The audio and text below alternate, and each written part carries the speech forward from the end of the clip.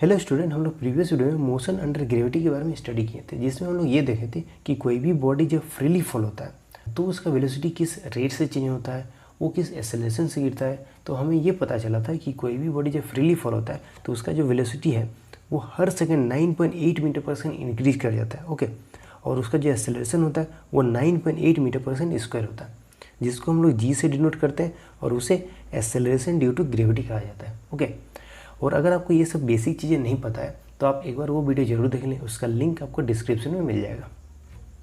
तो अब बात करते हैं साइन कन्वेंशन के बारे में, जिसके बारे में आज हम लोग स्टडी करने वाले हैं। तो देखिए, मोशन अंडर ग्रेविटी ये एक तरह का वन डायमेंशनल मोशन होता है, क्योंकि यहाँ पे या तो बॉडी आपको ऊपर जाता हुआ दिखेगा या तो बॉडी नीचे आता हुआ दिखेगा, है ना। सपोज यहाँ पे कोई एक ऑब्जेक्ट है, ओके, और इसको जब मैं ऊपर की ओर थ्रो करूँगा, ओके, तो पहले ये ऊपर जाएगा, एक सर्टेन हाइट तक ये ऊपर जाएगा, ओके, उसके बाद ये फिर वापस आना स्टार्ट हो जाएगा। ओके, तो यहाँ पे आप देखिएगा तो आपको सिर्फ दो डायरेक्शन दिख रहा होगा, है ना, एक तो अपवर्ड डायरेक्शन और दूसरा डाउनवर्ड डायरेक्शन, है ना। तो ये एक तरह का वन डायमेंशनल मोशन कहलाता है। लेकिन अगर यहाँ पे दो से ज़्यादा डायरेक्शन होता तो क्या होता, तब वो टू डायमेंशनल या फिर थ्री डायमेंशनल कहलाता है। वो हम लोग मोशन इन अ प्लेन वाले चैप्टर में स्टडी करेंगे, और वहाँ पे हमें वेक्टर का ज़रूरत पड़ता है डायरेक्शन को दिखाने के लिए।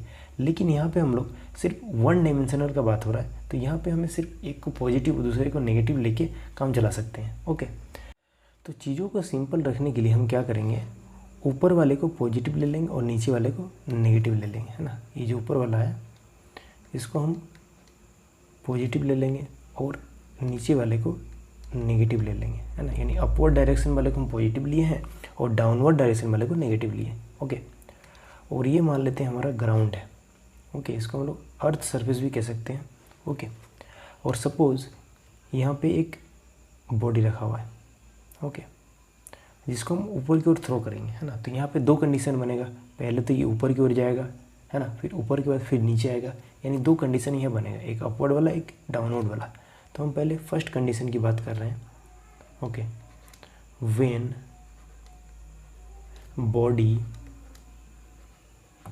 Is going in upward direction,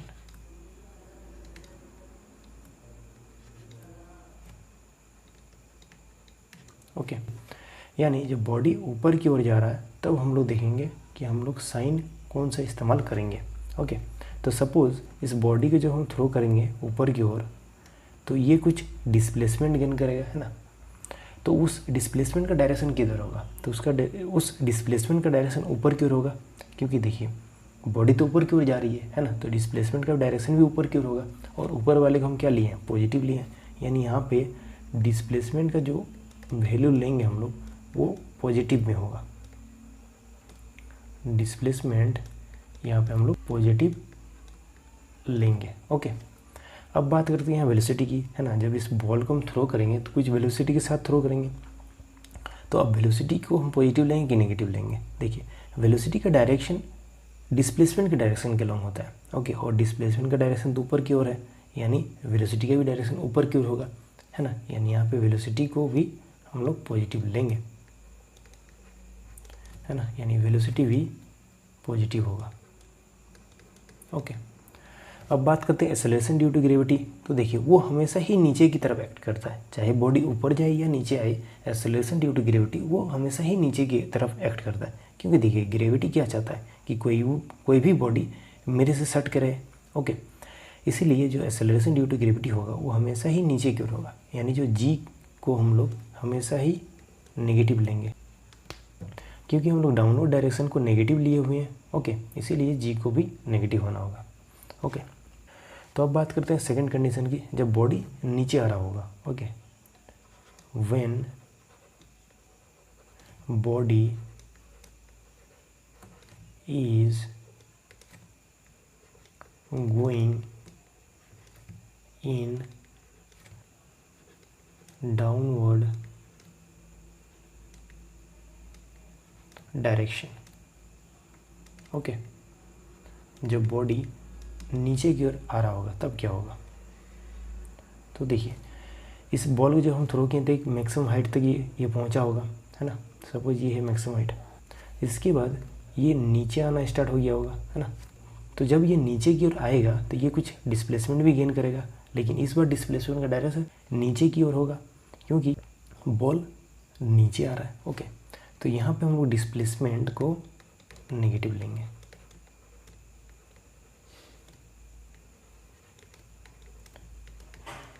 ऐसा इसलिए क्योंकि देखिए नीचे वाले को तो हम नेगेटिव लिए हुए हैं, है ना, डाउनवर्ड डायरेक्शन को नेगेटिव लिए हुए हैं, इसलिए यहाँ पे डिस्प्लेसमेंट नेगेटिव हो गया। अब देखिए ये बॉडी नीचे आ रहा है तो इसके पास वेलोसिटी भी होगा कुछ, है ना, कुछ वेलोसिटी से नीचे आएगा, तो उस वेलोसिटी को क्या लेंगे, तो उस वेलोसिटी को इस बार नेगेटिव लेंगे क्योंकि उसका डायरेक्शन किधर होगा, नीचे की ओर होगा, और नीचे वाले को हम नेगेटिव लिए हुए हैं। तो यहाँ पे वेलोसिटी भी नेगेटिव होगा।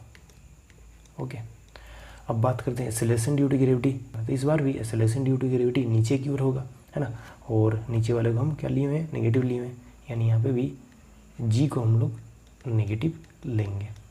ओके, तो ये था हमारा साइन कन्वेंशन। ओके, तो इससे रिलेटेड चलिए एक न्यूमेरिकल सॉल्व करते हैं ताकि आपको साइन कन्वेंशन और बेटर तरीके से समझ में आ जाए। तो देखिए ये जो न्यूमेरिकल है इसमें बोल रहा है कि a ball is dropped from the tower of height 45 metre, है ना। मान लेते हैं ये एक टावर है, ओके, और इस टावर का जो हाइट है ये कुछ 45 मीटर का है। इस टावर का हाइट कुछ 45 मीटर है। ओके, और हमें ये बोला गया है कि एक बॉल को हम ड्रॉप कर रहे हैं ऊपर से, ठीक है, यहाँ से एक बॉल में ड्रॉप कर रहा हूँ और हमें निकालना है कि time taken to reach the ground, मतलब ये बॉल नीचे तक जब पहुँचेगा तो पहुँचने के लिए वो कितना टाइम लेगा वो हमको निकालना है। ओके, तो देखिए अगर मैं यहाँ से बॉल का इनिशियल वेलोसिटी को देखूँ तो वो क्या हो जाएगा, 0 हो जाएगा, क्योंकि इनिशियली तो बॉल का जो वेलोसिटी है वो 0 है। ओके, और मैं अगर यहाँ से डिस्प्लेसमेंट की बात करूँ तो बॉल कितना डिस्प्लेसमेंट यहाँ कवर करेगा, तो जितना इस टावर का हाइट है उतना ही तो ये डिस्प्लेसमेंट कवर करेगा, है ना, यानी यहाँ से यहाँ आने के लिए वो कितना डिस्प्लेसमेंट कवर करेगा, 45 मीटर का, है ना। तो यहाँ से डिस्प्लेसमेंट क्या हो जाएगा, 45 मीटर। लेकिन यहाँ पे देखिए बॉल नीचे की ओर आ रहा है ना, और हम लोग साइन कन्वेंशन में क्या पढ़े कि अगर बॉल नीचे की ओर आए तो हम लोग उस कंडीशन में डिस्प्लेसमेंट को नेगेटिव लेते हैं, है ना। तो यानी यहाँ पे डिस्प्लेसमेंट क्या हो जाएगा, -45 मीटर। ओके, अब बात करते हैं एक्सेलरेशन ड्यू टू ग्रेविटी की, यानी जी की। तो देखिए तो जी तो हमेशा ही नीचे को रिएक्ट करता है, चाहे बॉडी ऊपर जाए या नीचे आए, जी तो हमेशा ही नेगेटिव रहता है ना। यानी यहाँ पे हम लोग लेंगे -9.8 metre per second square. Okay, और इसको इजी रखने के लिए हम इसको 10 मान लेते हैं। Okay, -10 metre per second square, 9.8 nearly बराबर होता है 10 के, इसलिए आंसर भी आपका नियरली सेम आ जाएगा। ओके, आंसर में कोई दिक्कत नहीं आएगा, ताकि कैलकुलेशन ईजी हो इसलिए हम इसको 10 मान लिए। ओके, तो अब हम लोग टाइम को बड़े आसानी से निकाल सकते हैं इक्वेशन ऑफ मोशन को लगा के। ओके, तो सेकेंड इक्वेशन ऑफ मोशन हम लगाएंगे तो देखिए यहाँ से बड़े आसानी से निकल जाएगा।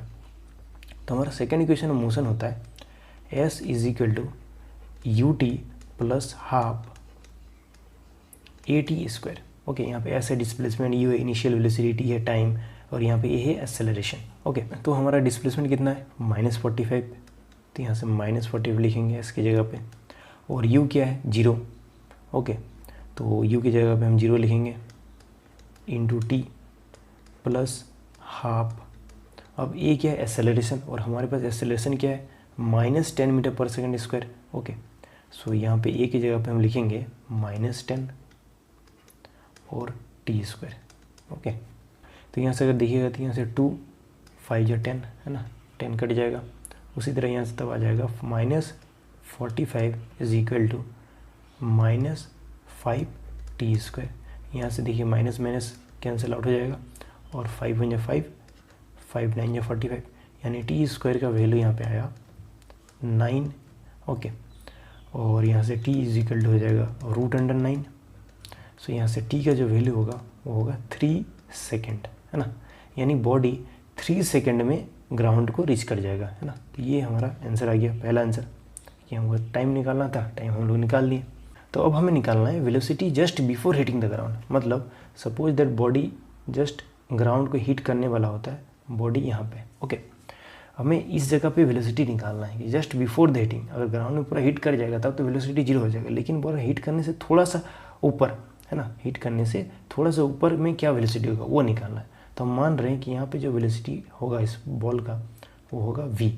ओके, सो इसको भी देखिए हम लोग फर्स्ट इक्वेशन ऑफ मोशन से बड़े आसानी से निकाल सकते हैं। ठीक है, देखिए फर्स्ट इक्वेशन ऑफ मोशन होता है v is equal to u plus at। Okay, तो v को तो हमें निकालना है, यानी v को v रख रहे हैं, और इनिशियल वेलोसिटी क्या है हमारा 0, प्लस ये है हमारा एक्सेलरेशन, ओके, जो कि है -10। ओके, और टाइम हम लोग अभी भी निकालें 3 सेकेंड इंटू 3। ओके, सो यहाँ से v का अगर वैल्यू अब देखिएगा तो ये आएगा -30 मीटर पर सेकेंड। ओके, सो ये हो गया वेलोसिटी इस बॉल का just before hitting the ground. Okay, तो हमें टाइम निकालना था, टाइम भी हम लोग निकाल दिए, और हमें वेलोसिटी भी निकालना था, हमने वेलोसिटी भी निकाल ली है। ओके, सो ये न्यूमेरिकल सॉल्व हो गया। तो अब हम लोग एक और न्यूमेरिकल सॉल्व करते हैं। ओके, तो देखिए ये जो क्वेश्चन है इसमें ये कह रहा है कि a ball is thrown vertically upward with velocity 4 metre per second, find maximum height reached by the ball. Okay, suppose ये एक ग्राउंड, ओके, और यहाँ से एक बॉल को हम लोग ऊपर की ओर थ्रो करेंगे।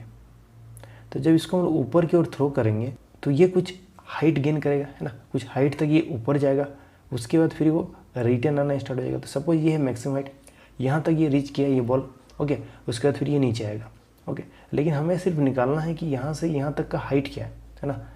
तो सपोज दैट यहाँ से यहाँ तक का जो हाइट है उसको हम लोग h से डिनोट कर रहे हैं, है ना, यानी h का वैल्यू हमें निकालना है। ओके, तो देखिए इसको हम लोग बड़े आसानी से निकाल सकते हैं। अगर मैं इनिशियल वेलोसिटी की बात करूँ, बॉल का जो इनिशियल वेलोसिटी यानी u की अगर मैं बात करूँ, जब बॉल को यहाँ से हम थ्रो किए थे तो कितने वेलोसिटी से थ्रो किए थे, 4 मीटर पर सेकेंड की वेलोसिटी से थ्रो किए थे। ओके, अब बात करते हैं फाइनल वेलोसिटी की, v की। तो v क्या होगा, तो v यहाँ पे 0 हो जाएगा, क्योंकि मैक्सिमम हाइट में बॉडी रुक जाता है ना, कुछ माइक्रो सेकेंड के लिए बॉल यहाँ पे रुक जाता है, उसके बाद फिर ये बॉल नीचे आना स्टार्ट होता है ना, यानी फाइनल वेलोसिटी जो होगा इस बॉल का वो होगा 0, है ना। और अगर मैं एक्सेलरेशन ड्यू टू ग्रेविटी की बात करूँ तो वो तो हमेशा ही नीचे की ओर एक्ट करता है, यानी उसका वैल्यू हो जाएगा -9.8 metre per second square. Okay, जिसको सिंप्लिसिटी के लिए हम लिख सकते हैं -10 metre per second square. Okay, तो यहाँ पे हम लोग थर्ड इक्वेशन ऑफ मोशन का यूज़ करेंगे, जो होता है v square minus u square is equal to 2as। Okay, so देखिए ये तो v है फाइनल वेलोसिटी, और फाइनल वेलोसिटी हम लोग का यहाँ पे 0 है, माइनस इनिशियल वेलोसिटी कितना है 4, यानी 4 का स्क्वायर इज इक्वल टू 2, और ए है एक्सेलरेशन, एक्सेलरेशन हम लोग का कितना है -10। ओके, और एस क्या है, displacement cover by the body. तो बॉडी कितना डिस्प्लेसमेंट यहाँ कवर कर रहा है, एच, तो यहाँ पे एस की जगह पे हम लोग एच लिखेंगे।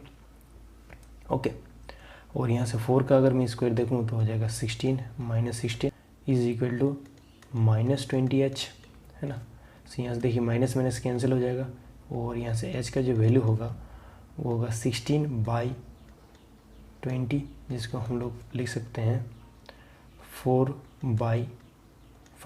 ओके, फिर इसको हम लोग जब सॉल्व करेंगे तो हमें क्या मिलेगा 0.8 मीटर, है ना, यानी जो मैक्सिमम हाइट हमारा निकल के आया वो है 0.8 मीटर पर सेकेंड। यानी अगर मैं किसी बॉडी को 4 मीटर पर सेकेंड की वेलोसिटी से ऊपर की ओर थ्रो करूँ तो वो कुछ 0.8 मीटर हाइट तक वो जाएगा। ओके, सो ये हो गया हमारा आंसर। ओके, तो अब बात करते हैं हम लोग ग्रेविटी से रिलेटेड कुछ इंपॉर्टेंट पॉइंट का। ओके, तो पहला पॉइंट है when a body is thrown vertically upward with velocity u, then when it come back to the initial position its velocity will be same but the direction is opposite. Okay, तो suppose ये ground है, okay, और यहाँ से हम एक body को ऊपर की ओर थ्रो करेंगे। ओके, और जब इसको हम थ्रो करेंगे तो कुछ वेलोसिटी के साथ थ्रो करेंगे, तो मान लेते हैं कि वो जो वेलोसिटी है u, यानी u वेलोसिटी से हम इस बॉल को ऊपर थ्रो किए, है ना। तो जैसे हम ऊपर थ्रो करेंगे तो ये कुछ मैक्सिमम हाइट गेन करेगा, है ना। तो मान लेते हैं बॉडी कुछ यहाँ तक पहुँचा, है ना, यहाँ तक बॉडी पहुँचा। और यहाँ तक बॉडी जाने के बाद बॉडी फिर रिटर्न आएगा। ओके, तो जब ये बॉडी रिटर्न आएगा तो उसका वेलोसिटी आपको फिर से यू ही नज़र आएगा, है ना। मतलब बॉडी जब यहाँ पहुँच जाएगा तो यहाँ पे आपको बॉडी का वेलोसिटी यू दिखेगा, यानी जिस वेलोसिटी से आप इसको ऊपर फेंकें उसी वेलोसिटी से आप इसको रिटर्न आता हुआ दिखेगा, है ना। लेकिन अगर आप देखिएगा तो यहाँ पे डायरेक्शन डिफरेंट है ना। अगर इस यू की बात करें तो ये ऊपर की ओर है ना, इसीलिए हम इसको पॉजिटिव लिए। लेकिन ये जो यू है ये नीचे की ओर है, यानी डाउनवर्ड डायरेक्शन है, और डाउनवर्ड डायरेक्शन को हम लोग नेगेटिव लिए हुए हैं, है ना। इसीलिए यहाँ पे ये यू होगा नेगेटिव। ओके, मैग्नीट्यूड दोनों का सेम है, यू यू दोनों बराबर है, लेकिन डायरेक्शन अपोजिट है। इसीलिए हम लिखे हैं कि it's velocity will be same but direction is opposite. Direction अलग है लेकिन वेलोसिटी का जो मैग्नीट्यूड है वो सेम होता है। ओके, तो अब बात करते हैं हम लोग सेकेंड पॉइंट की, जो है time of ascent is equal to time of decent.